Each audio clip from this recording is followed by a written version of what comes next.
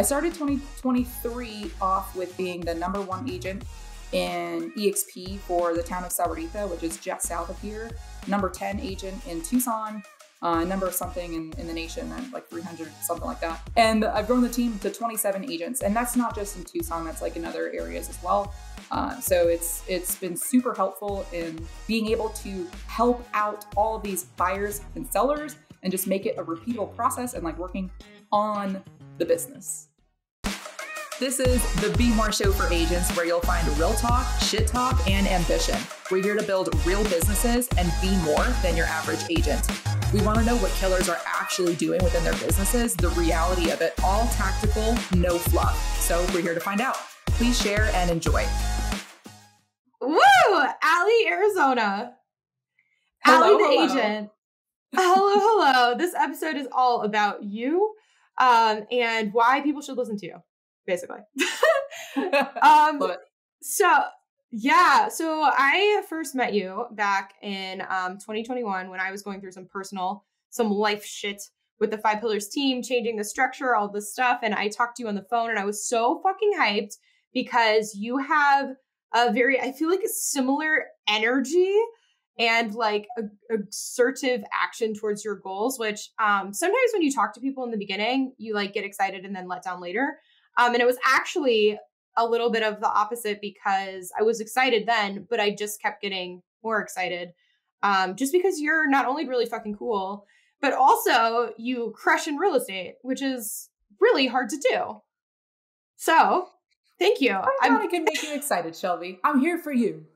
Shit, this is okay. Not about me. God damn it. Okay. Anyway, so transactions, dude. So you came out the gate, and even in the past 6 months. So now I just pulled your stats right before this, and in the past 6 months, you have closed 16, and you have brought in $82,000 in GCI. You're a capper, which for those of you who don't know, capping means that she's paid $16,000 into the firm, which is EXP. And after that point, she gets to keep 100% of her commissions for the rest of the year, which is very exciting. So congratulations on all of that. Thank you. You're welcome. And before we jump in to your story, you do not escape the shit show. Tell us, what is your fucking shit show moment, dude? Yeah, okay. My shit show moment is my most embarrassing moment to this day. And it happened when I was in college. I went to Elon University. I was a freshman, so it was 2008, 2009. And I had a shared room with a roommate, a shared bathroom with 2 other roommates, and across the hall, we were friends with the 2 girls across the hall who were like polar opposites. One was like huge, like very sheltered, very studious, very like, like needs to get good grades.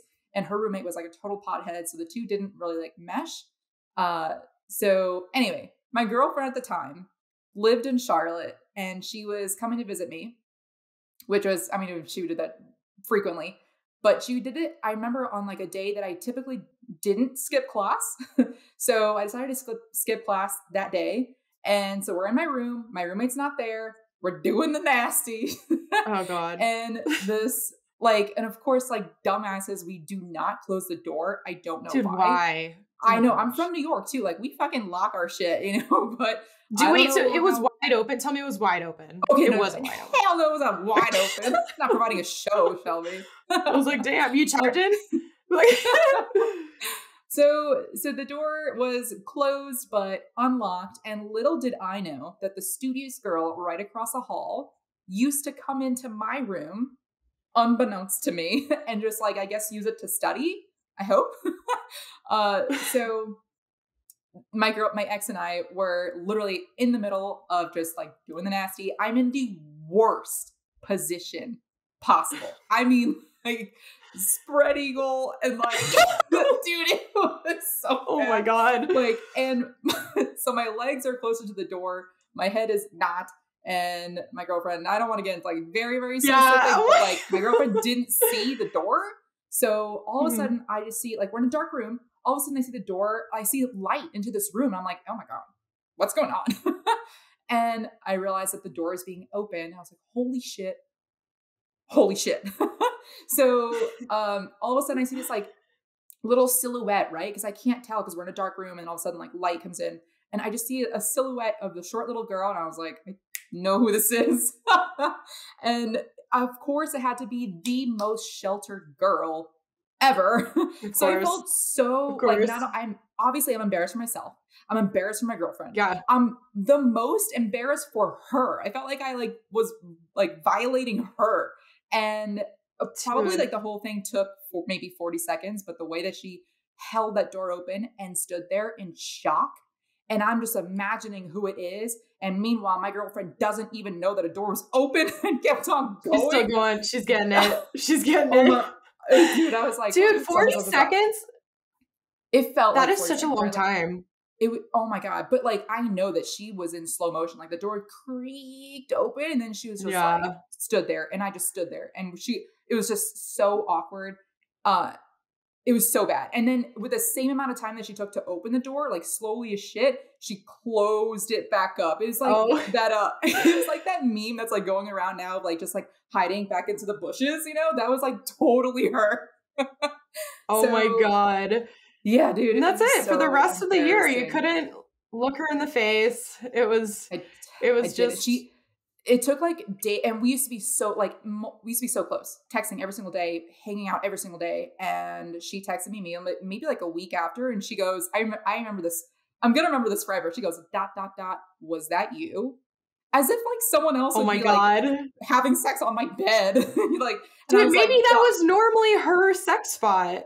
You know, she's like, oh, is that you? And she thought you guys were like buddies now. No. Oh my God. And I just I was like, ... Was that you? And yeah, after that, we didn't really speak again. So that was my shit show. That was a really good response. Dude. Well, that's good. You got it out of the way in college, and now it's like you're invincible. Nothing can fucking embarrass you. Which goes to show on the internet, because you are just you full send. You don't give a fuck, you know? So I don't. Anyway, it's probably set you up for success. But this is... Thank you. Thank you for sharing that. And pivot. We're pivoting into agent life because I gave like the super broad strokes, whatever. I want to know what your agent life looked like. Agent life looked like and looks like. Okay, go. I got you. So I got my license in late 2021. I was still active duty Air Force and I did 20 transactions my first year. My original intent was just to match my military. Yeah, my original intent was just to match my military. Well, no, I mean, that's cool, dude. Thank you. I know. I wanted to make sure. Well, that was like 6 or whatever. Dude, I will stop talking, I promise. Shelby, stop. So I wanted to make sure that one, I could make as much as I was making as a major in the military and that I liked it, right? Because I wasn't going to leave the military. At that point, my mind was set up. I was going to leave. But I didn't know to do what, right? So I matched my military income month 8. And I had joined, you know, the family, the 5 Pillars family from across the country. So I had nobody really except for like the EXP mentor here, which I ended up not really using. Who was local too much. Yeah. So like I just needed the checklist and just go. You know, my background is like interviewing victim subjects, and because I was a special agent for the Office of Special Investigations. So I implemented that. I think that was like the best thing that I could have done in my background to set me up for success for being an agent. So 20 transactions my first year. And that's when I realized I'm still active duty, right? So I'm still traveling, still doing all the things. I need to separate VA disability, everything. And it was unsustainable. So I wanted to like put the, you know, just max out as much as I could just to see what I was capable of if I liked it. And I did. So at that point, totally, the leads like started coming in, and I didn't have enough time to take on and work with all those buyers and sellers myself. And I didn't want to just refer them to someone else, because I know a bunch of realtors here in Tucson, and they're all good. However, they don't have their checklist. I'm not in their business. Like, I don't exactly. And you got the checklist from I got the checklist from the onboarding, like in the Trello where we keep everything. And I implemented like the 5 pillars checklist, Tucson. Not the EXP. Okay, gotcha. Yeah. Oh yeah. The 5 pillars. Okay, gotcha. Yeah. Okay. So I took those and then I made them even more like Arizona specific, like literally what link to click, every single thing. And like the canned emails, I added video to that because I'm like a huge proponent of video. So Yeah. everything, and like I linked those videos back to Bomb Bomb. Anyway, I'm getting too in the weeds here, but so my I have second year so in the many business, questions. I'm like, But finish, I'm finish, almost finish, and then done. I'll go back. Okay. Yeah. So at the time I was like, I don't have enough time. Like I have leads, which is what like everyone wants. Um, but I want to make sure that instead of referring these leads off to somebody else, I want them to be taken care of the way I would take care of them. So I focused my second year in the business, which is where I'm at now. I'm almost done with my second year on growing the team. So in that way, I know that I can trust the agents that I'm sending these, my personal friends, like clients to make sure that they're taken care of. So I started 2023 off with being, in January, I started off being the number one agent in EXP for the town of Sahuarita, which is just south of here, number 10 agent in Tucson, number something in the nation, like 300, something like that. And I've grown the team to 27 agents. And that's not just in Tucson, that's like in other areas as well. So it's been super helpful in being able to help out all of these buyers and sellers and just make it a repeatable process and like working on the business. Yes. Dude, fucking love the snapshot. Love all of that. You've condensed so much into a short period of time. Like from when you started, you're already in year 2 and you have grown your own team to 27 agents and leveraged and automated, systematized so many parts of your business that when you do bring on people, you have the tools and resources to give them so they can just like fucking hit the ground running. But can I ask questions? Can I have questions? I have questions.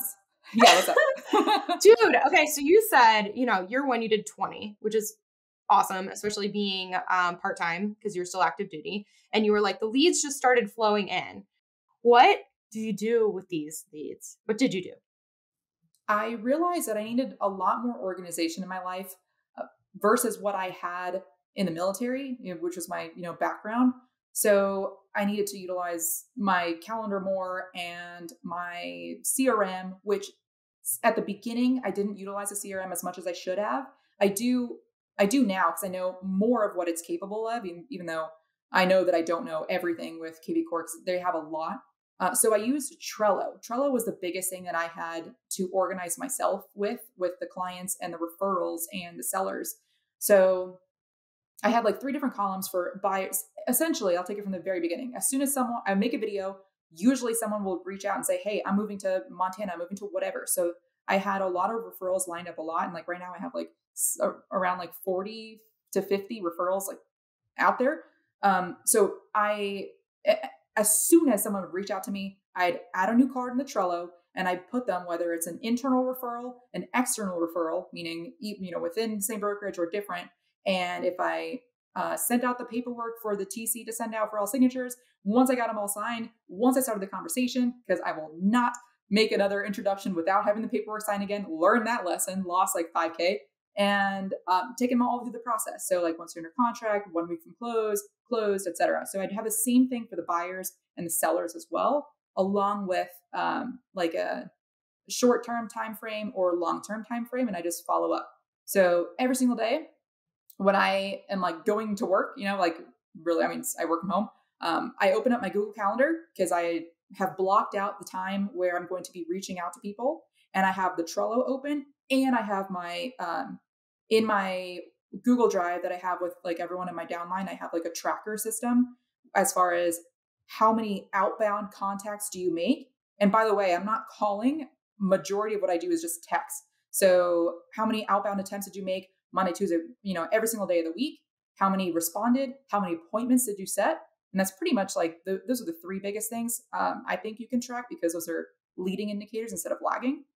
So that's what we do. Those are the 3 things that I have open every single day, no matter what. Dude, I love all of that. And you just talked on so much. But okay, one of my first questions is Trello. That clearly you didn't just build that overnight. Like, how did you build that and how long did that take to actually build out? I utilized the KV Core, the EXP mentor for all of the specifics, right? Because I joined 5 pillars from across the nation and I didn't have, anything Arizona. I had purchased properties before in Arizona, which helped a ton. So I knew like overall what the process was like, but I didn't know the back end of it, right? Like which forms, where do I find the forms? Oh my gosh. So I only did one transaction ever where I did not use a TC myself. And I said, never the fuck again. I had spent 4 hours finding the paperwork, like all the paperwork. And it's like, this is not the highest and best use of my time. I can easily pay someone else to do all of that. So typically like TCs here usually do contract to close, but I ask my TCs to also send the original offer out as well. So it was trial by error, right? Like every single client that I had, and I don't mean to say that as like I was making errors on clients. I was just performing and like perfecting the Trello checklist for Arizona specific based off, like I have it down to a T, like which link do you click to even find a TC to do the paperwork for you?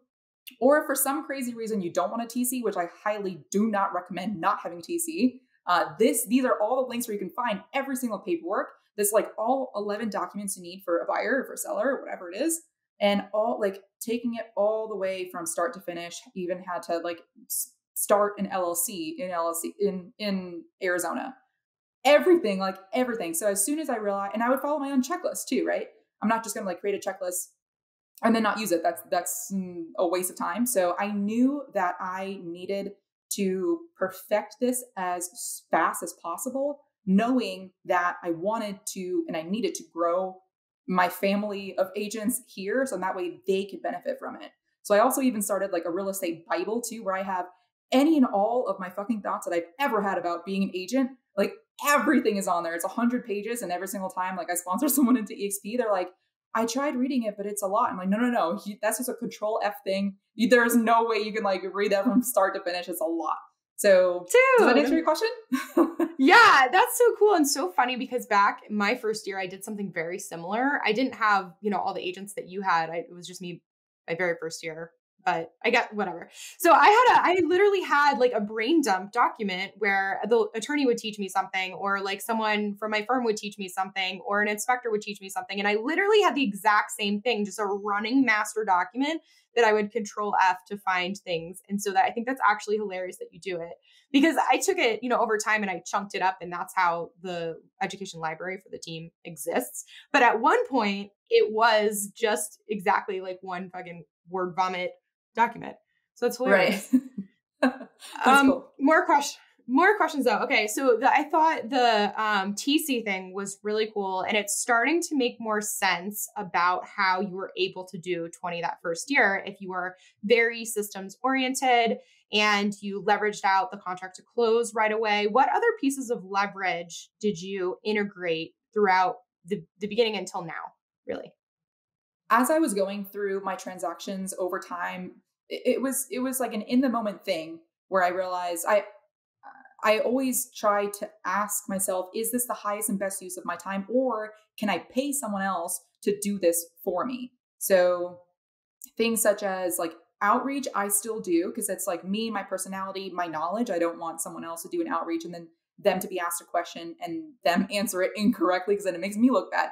So, but things such as a website, like different from the one that we have with EXP, that's like my landing page. So that I hired out and things such as like, open houses, I had other people do.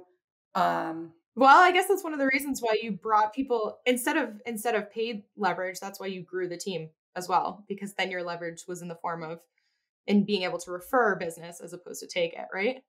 Yeah. And at that moment too, like once the very first agent that I brought in here to Tucson, I was so swamped with already. So her name is Janet. She's awesome. And she's like also still in her W-2 while being like a killer agent. So I remember bringing Janet on and I was like, hey, Janet, like I'm swamped. Can you take care of like this buyer, this seller, this buyer, this seller, whatever? She was like, yeah, sure. I got it. And I was like, okay, sweet. Cause I have to fly out tomorrow to go wherever the fuck I was going. She was like, wait, what? She's like, you're leaving me? I was like, yes, yes, and I have this checklist that I'll walk you through every single thing. And she literally utilized the checklist, and that's what all like the agents do now. And that's it. Like that plus the real estate Bible plus like the Slack channel that we have. And just communication with me, just text, whatever, and texting each other and like knowing that they don't know everything, but together they know a shit ton. they utilize each other, and it's awesome. Okay, question now about, so you have agents there in Tucson, but you also have agents, nationwide, and people outside of our family that you send referrals to. So what does your referral business look like right now? Right now, my referral business is 77% of it, and it's all outbound referrals. Like I'll backtrack a little bit actually. So my first year in the business, because I was still W-2, active duty Air Force, still traveling and everything, my personal cap was 5 closings a month, or like 5, active clients a month. That was, granted, it was my first year in the business. Like, could I have done more? Sure, I could have.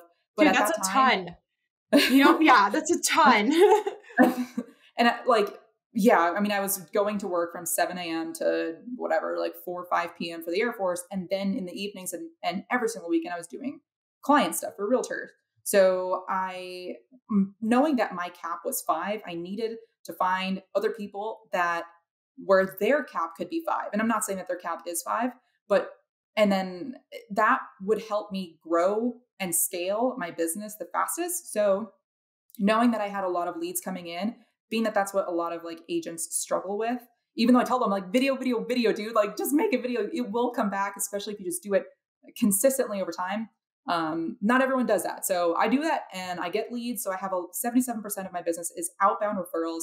And yeah, since then I have grown my team aside from just like Tucson, but there are a bunch of other like cities and states where agents have seen me on social media and, talking about like team without any team splits. I don't even like using the word team because team implies the old school model, where like 50% of your commission or 40%, something crazy, is given to someone else who did no fucking work. I mean, maybe supported you, here and there, but we provide that for free. So it's like a no-brainer. So yeah, did that answer your question? Yes, it did. I have a follow-on question in regards to the referral. So not as much the who to refer them out to, but more of like the tracking piece of it. Because you mentioned before that your TC even does referrals. So is that like completely leveraged as well, where like the TC does the forms, they track it to close? Like, what does that process look like for you? Yeah, I think mine might be a little bit different from other agents. So this was prior to EXP making the switch to where since then, like a couple of months ago, they made it super easy to refer within house, right? Like one EXP agent to another EXP agent. It's the easiest it could be, but so prior to that, it wasn't as easy. So I asked my TC, because everything is freaking negotiable. I asked her, could you also send out all these referrals? Because the highest and best use of my time, again, was not going into the file and making sure that my signature block and the date and time stamp was in the right place and that it was that way for the brokers, et cetera. That was not the highest and best use of my time. So I asked her if she could fill out the form and make sure that all 4 signatures were on it and send it back to me. And at that point, I'm still the one checking in. So she does the paperwork and lets me know, hey, we sent this referral out last week. We still haven't had it signed, or they still need XYZ signature. So I'm the one that reaches back out to you, either the broker or the agent, asking for those signatures. So once I have it, like all 4 signatures, I save it back into the Trello, where I have every single referral that I've ever had. And I put it in a proper place. So all 4 signatures have signed, or all 4 people, oh my God, have signed. And then I drop it over to conversation started. That's when I make that connection with a group chat. I remain on the group chat for majority of those that I send out, because I truly believe that if you are not in the group chat, and maybe this is like my micromanaging speaking, but if you're not in the group chat, that agent, no matter how good you think they might be, will not give your client or your friend the level of service that you think that they will. So knowing that, or having them know that you're in the group chat and like you're like in there, control freak. I mean, I just no, it's like good though. Such higher conversion with being in the group chat. And I mean, I've seen it multiple times where my friends are moving and I think that I find this like bomb ass agent gonna take care of them, their icon, whatever they are. And they're like, don't worry. They try to reassure me, we're going to take care of your client. This is excellent. And then I'm seeing in the group chat, hey, we want to see this house. Hey, what about this house? And days go by and they don't get a response. Oh my God. No, next. And I'm in the group chat. Imagine if I wasn't. So it's really good way for me to know whether or not they're on my referral list or do not refer to list. Totally. That's really interesting too. Cause like, of course I'm joking when I say control freak. But if it gives you the higher conversion you're looking for, and it actually like the accountability that's required to get the standards that you expect, then I think it's actually a really good idea. I don't know if I'm at that point where I would want to be in the fucking chats, dude, kill me now. But if you want the closing, then I mean, I love it. And okay, side question though. I've heard you say this a couple times where you're like, is that the best use of my time? Is that the highest and best use of my time? So what do you right now in your business or anywhere, I guess, but really now, what do you see as the best, highest and use of your time? Real quick, if you're listening to this on Apple, Apple does not make it easy to leave us a rating. So I'm going to break this shit down for you. In the search tab, type in the Be More Show for Agents. Click on the thumbnail. Then click that middle tab that says reviews and click write a review. Tap on those 5 stars, of course. Let us know how awesome this show is and how it's helped you. And if that's too much for you, I understand and just switch to Spotify already. Thank you so much, and back to the show. Making appointments and going on appointments. That's it. Like literally that's it. Everything ties down to getting an appointment, whatever that involves in the back end, whether that's phone calls, door knocking, open houses, text messages, which is the play that we run. And then once you set that appointment, go on it and do the buyer presentation or listing presentation. That's it. Like literally everything else is a waste of your time and you can pay someone else to do that. Dude, I love it. And how did you, because that's a really, really good mindset to have, at least in my opinion. But I know there's so many people that struggle with the getting to letting go, of the other pieces, or realizing that they think that they have to be the person who does every piece of the puzzle. And I guess, do you have any advice, or what's your take on that? Yeah, I get that a lot. And especially with newer agents that think that they want to do it first before they can pay someone else to do it. So in that way, they know if that person is doing a good job. If you do it once, twice, like maybe even up to 10 times, you're still not perfect at it. Like even if that person that you hire out to do that for you messes up, chances are you won't even be able to realize that until later, right? So you might as well pay for that person that has more experience than you. Don't get a TC that's been in the business shorter time than you. Just pay someone else who only does that only does paperwork, that knows what the hell they're doing, that only does social media, that can post for you or edit for you. Like, don't waste your time editing videos. That is not the highest and best use of your time. Just pay someone else. That's other leverage that you have. Oh, what's that? Oh, yeah. Video editor. Yeah. So I have 2 different people for my social media. I have one that edits and he does an amazing job. And I have one that does the posting for me. Because at first I thought, as long as I have someone else editing my videos, which I don't know how to do, I don't want to learn how to do because that's a waste of my time. As long as I have someone else video editing it, then I should be good to go. And so I solved that problem. But then I realized he was editing so much and I had a backlog, and the bottleneck at that point was me, because I didn't even have time to post, because it's not as simple as just posting on social media, just on Instagram. You need a caption, you need the right, tags, you need fucking time to do that. And then it's not just Instagram, it's Facebook, TikTok, YouTube, literally everything. So it was too much. I was spending over an hour, but less than 2 hour and a half, say, every single day, because my goal is 500 videos in 2023. That does include lives. So that was not the highest best use of my time, because that's not setting appointments or going on appointments. So literally it's talking to people one-on-one. But how do you get there is my ways through social media. So then I paid someone else. I went on onlinejobs.ph to find a virtual assistant for someone just to post. So I haven't connected the 2 yet, but once I'm still greasing the wheels, but once the video editor is doing it in a way that I don't need to view it, maybe I'll never get there because I am a micromanager. But he gives me the link. And at this point, I just review the link. I give him a couple of just quick edits, add a comma here, small shit. And then I just send that perfected link to the poster. I don't know what else to call them, but the one that's posting for me on all 6 social media accounts. and I have them write up the caption. Because as of right now, like I don't even, captions, that is again not the highest and best use of my time.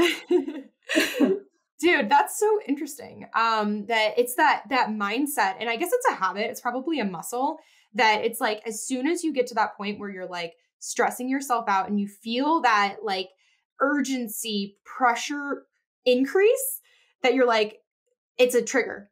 It's like a red flag to be like, okay, I need to take a piece of this and give it to someone else. And I need to, take the next step and connect those people and take myself fully out of it.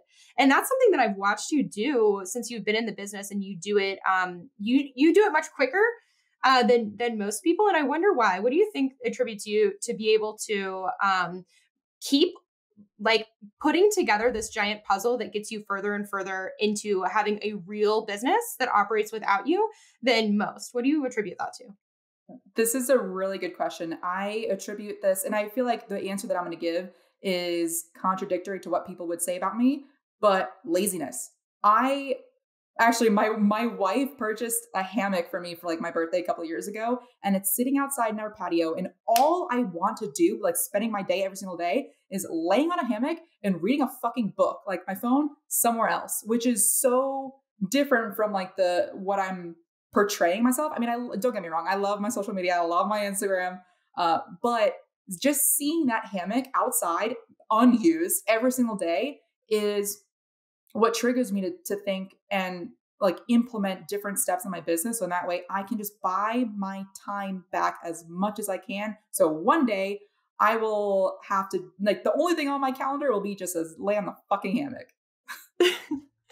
Okay, that's kind of like segues into my next question. So it's like, and I know you just said that you're lazy, and you might think that, but like actively, I know that you bust your ass all the time. So what are you busting your ass like towards for? What does that look like in, let's say, 5 years? What's the goal? Goal is increasing passive income.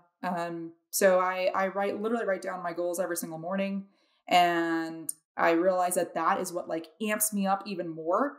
I know that like I probably take this on the opposite extreme of what it should be. I originally got a journal to like calm down and like meditate and like like gratitude. And I do have some gratitude stuff in there, but the rest is like, I'm gonna do this year. I'm gonna do this year.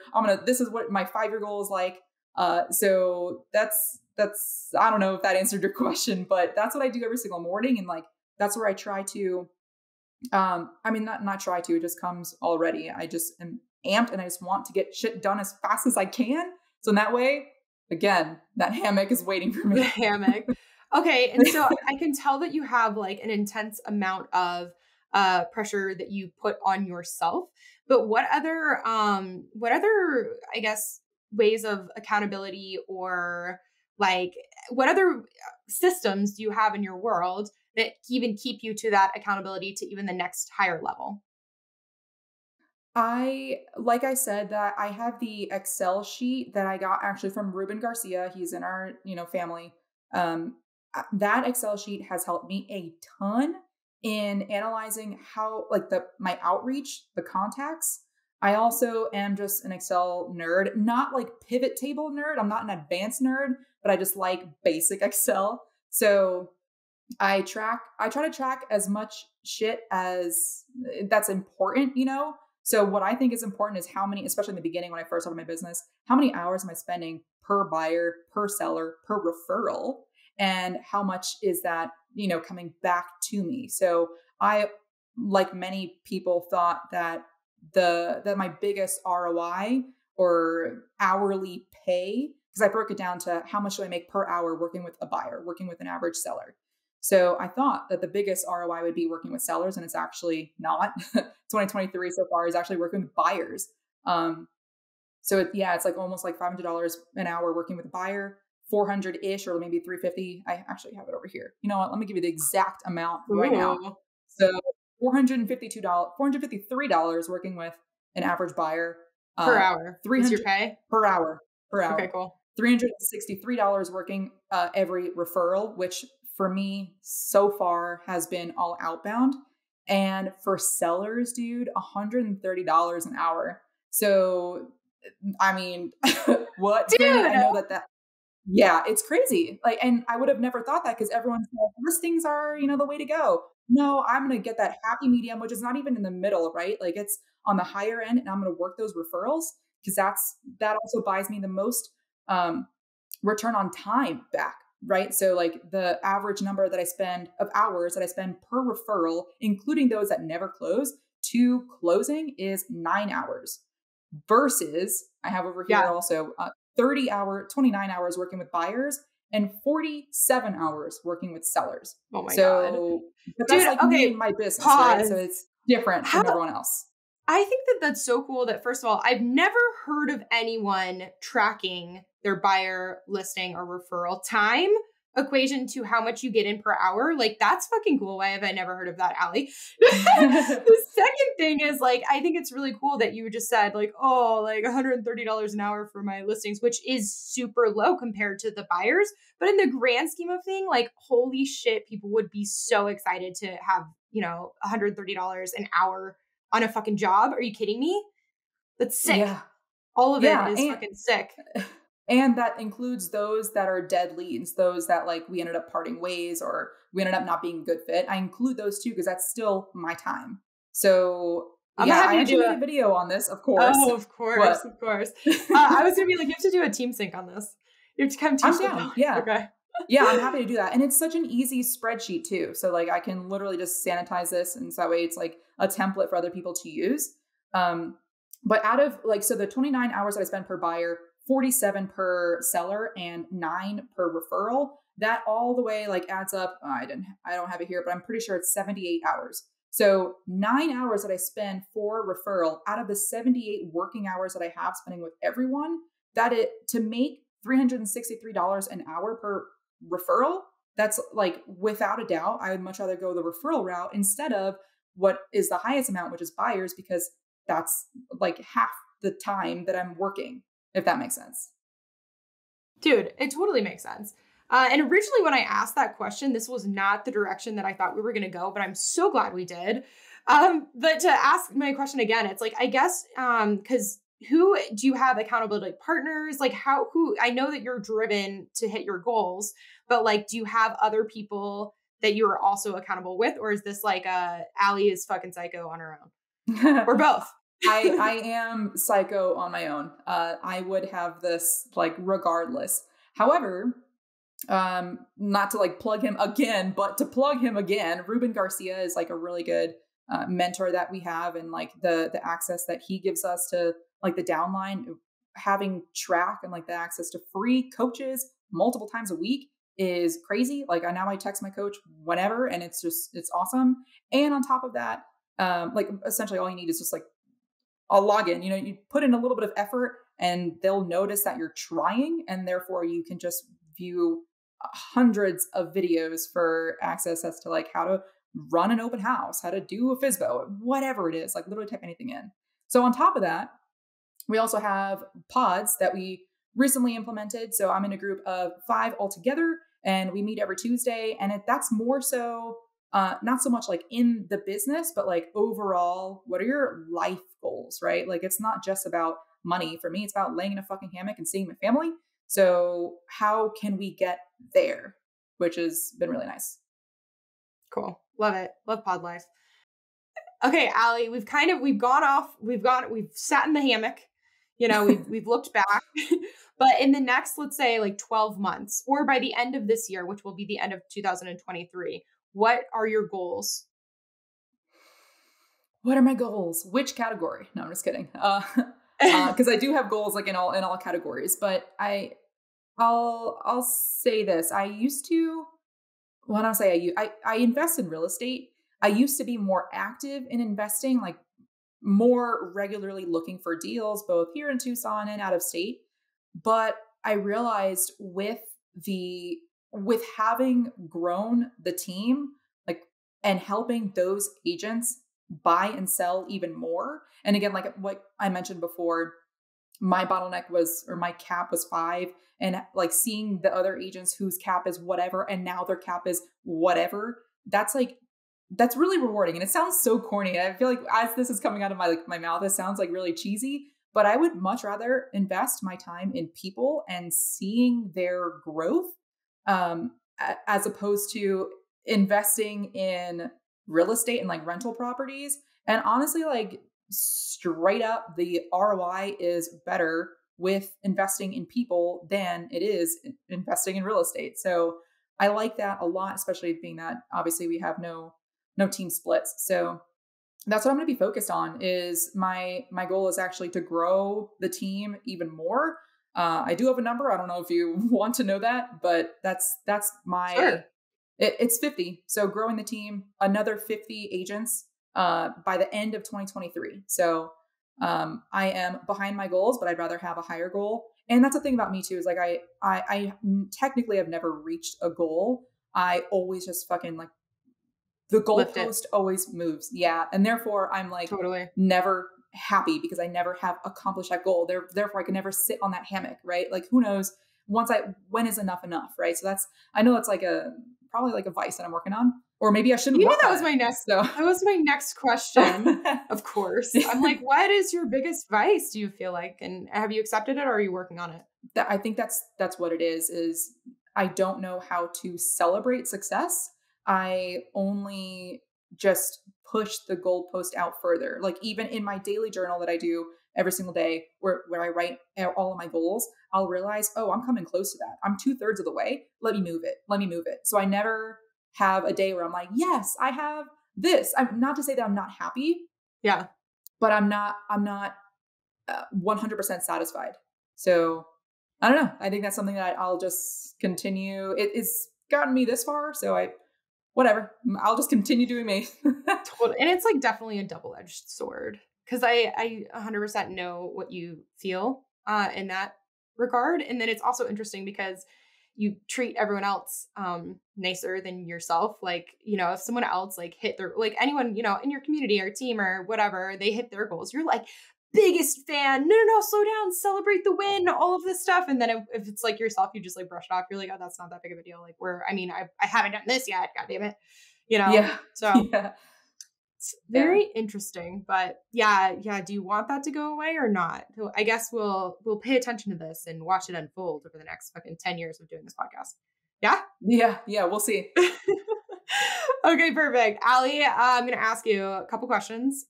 What is your favorite app or tool? I have a couple. I'm going to start with I have two. Google Calendar. I really like one that's free. I can color code it. Like reds are my appointments. Greens are my tasks. I mean, blue is for overall working on the business.